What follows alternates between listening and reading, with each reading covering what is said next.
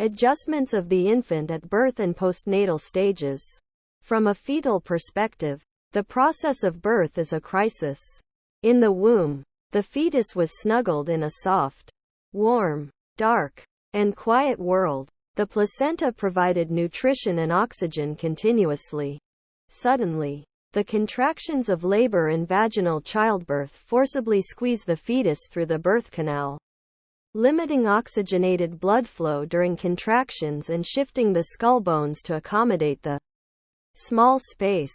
After birth, the newborn's system must make drastic adjustments to a world that is colder, brighter, and louder, and where he or she will experience hunger and thirst. The neonatal period, neo equals new, natal equals birth, spans the 1st to the 30th day of life outside of the uterus. Respiratory adjustments.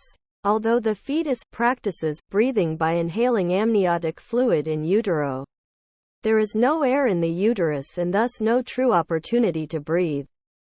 There is also no need to breathe because the placenta supplies the fetus with all the oxygenated blood it needs.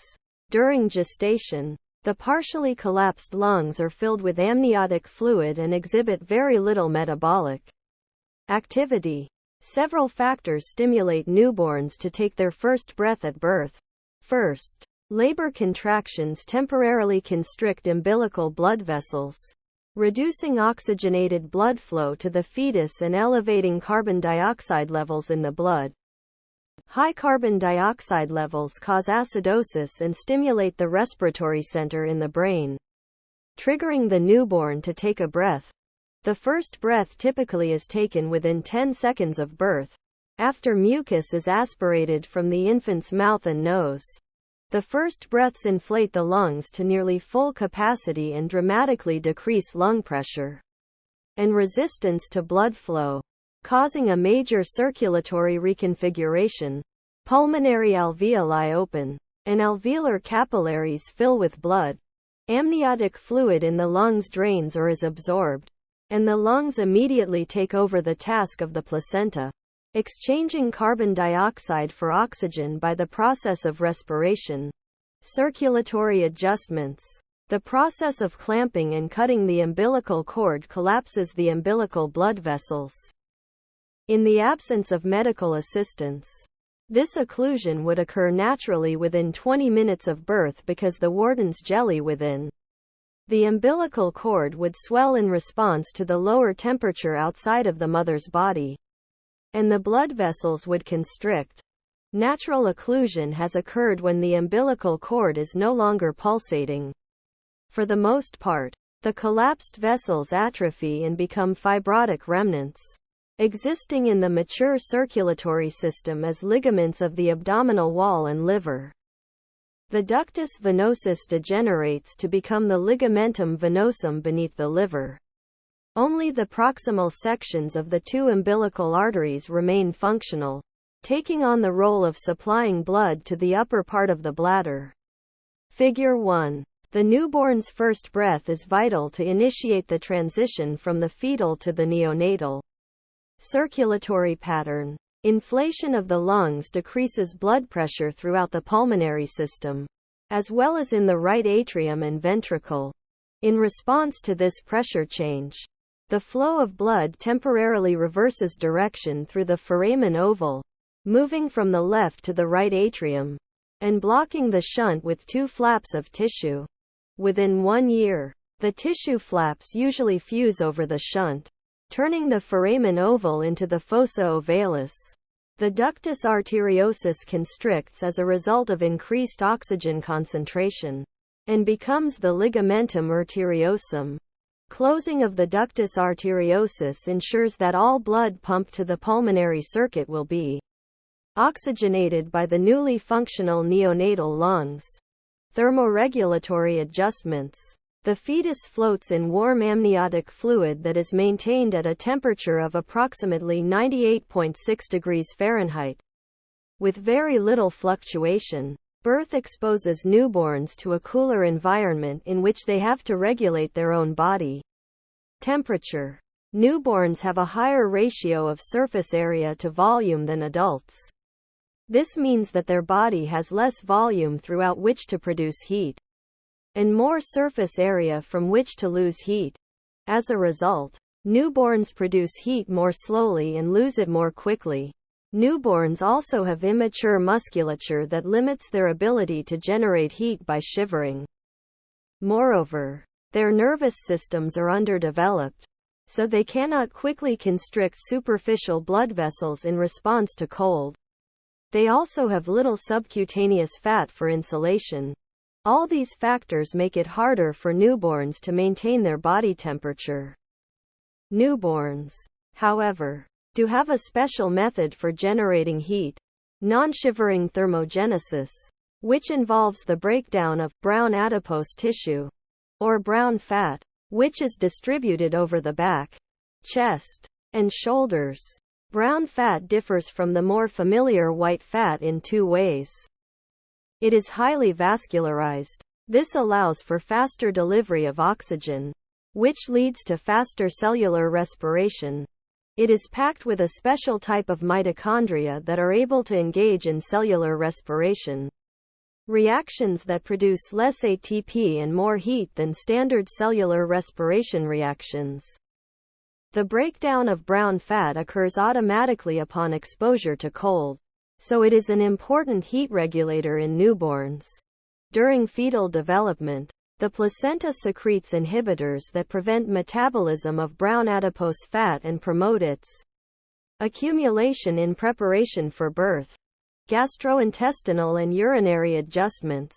In adults, the gastrointestinal tract harbors bacterial flora, trillions of bacteria that aid in digestion, produce vitamins, and protect from the invasion or replication of pathogens. In stark contrast, the fetal intestine is sterile.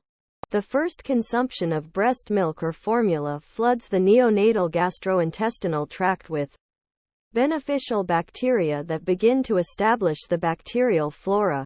The fetal kidneys filter blood and produce urine, but the neonatal kidneys are still immature and inefficient at concentrating urine. Therefore, newborns produce very dilute urine, making it particularly important for infants to obtain sufficient fluids from breast milk or formula. Homeostatic imbalances. Homeostasis in the newborn. Apgar score. In the minutes following birth, a newborn must undergo dramatic systemic changes to be able to survive outside the womb. An obstetrician, midwife, or nurse can estimate how well a newborn is doing by obtaining an Apgar score.